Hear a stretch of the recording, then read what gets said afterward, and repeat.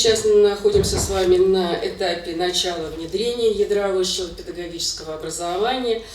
Значит, нам особенно важно, чтобы смысл этой деятельности был понятен каждому преподавателю, потому что именно преподавателям и предстоит реализовывать принципы, заложенные в ядре педагогического образования. Все присутствующие здесь тоже есть вожатская практика и организация такой